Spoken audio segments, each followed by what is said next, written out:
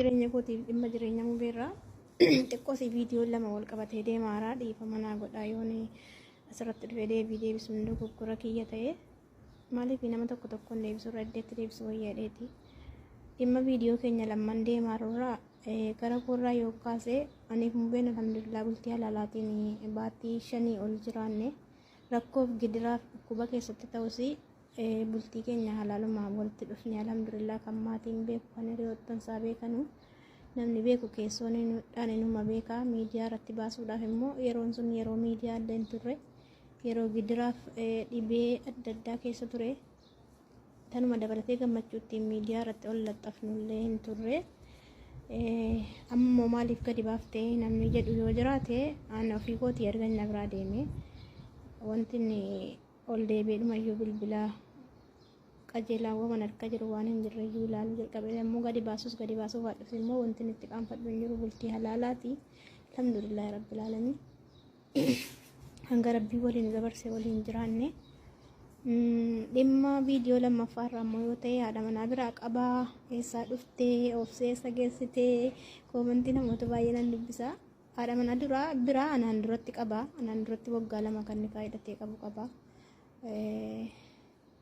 Waan biraa wanti ittiin adda adda taanu ni jiraata. Siin Amaaraan Oromoodha. Siin nama biyya biraati nama ilmoo biyya isaati ta'us waan hedduudhaan wal fahamuu baannus sunni dhimma dhuunfaati.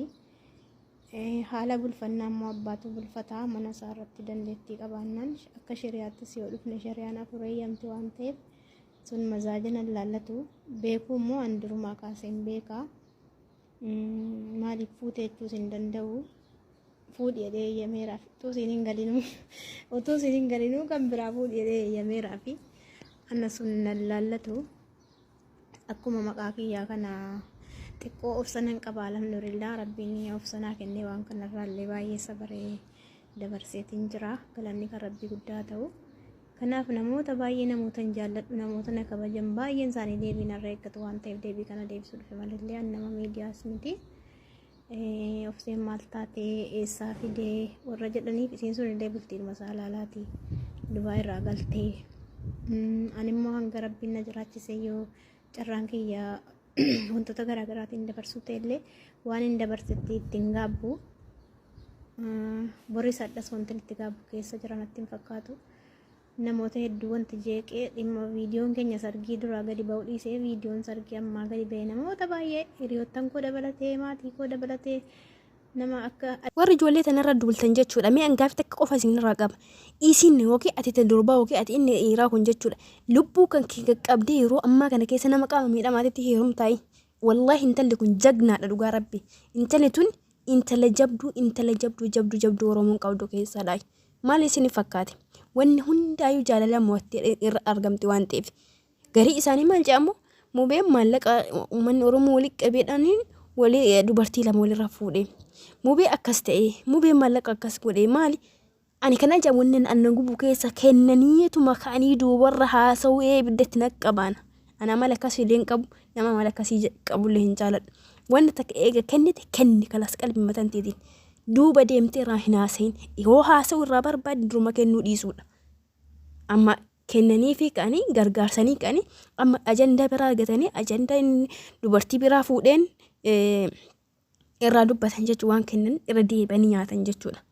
Wanni inni barmi mucaan kun sagalee irraa dhageettanii jirtan intala Oromooti, intala saba ofiiti, intala amantaa ofiiti, intala ganda ofii fuudhe. Isin maaltu dhibe? Warra immiyyi warra miliikii jala adeemuu barbaadessaa inni dura amma akkasiin dubbatatti intala warra soddaa irraa nikaa qabaa jette. Baga fuudhinsan odoo fuudhee iyyuu baga ariifa jala. Maali faayidaan? Waliin laaqamne nu qalaa jirani maali faayidaan? Atasi warra soddaa atasi obboleessi kan keessi warra qalan warra soddaa kabajaaf jecha callistaa barbe. Intalli kun jabduu intalaati dhugaa. Ani na ajaa'ibdi dhugaa rabbi jabduu intala waa hunda jaalalaan mo'attee argamte jechuudha. Garuu akkana ta'uu hin qabaatu. Uummata keenya nu argite jannaan godhatina dhugaa rabbi. Mucaan kun jajjabeeffamuu qabaate hamilee ta'uu fi qabaatan jennaa uummanni keenya as garagalee irra duula subhaanallah. Jaarsa namaatii heerumtee jaarsa akkasiitii heerumtee haa heerumtuma shari'a afur fuudhee eeyyamee fi miti jaraafuuyyuu.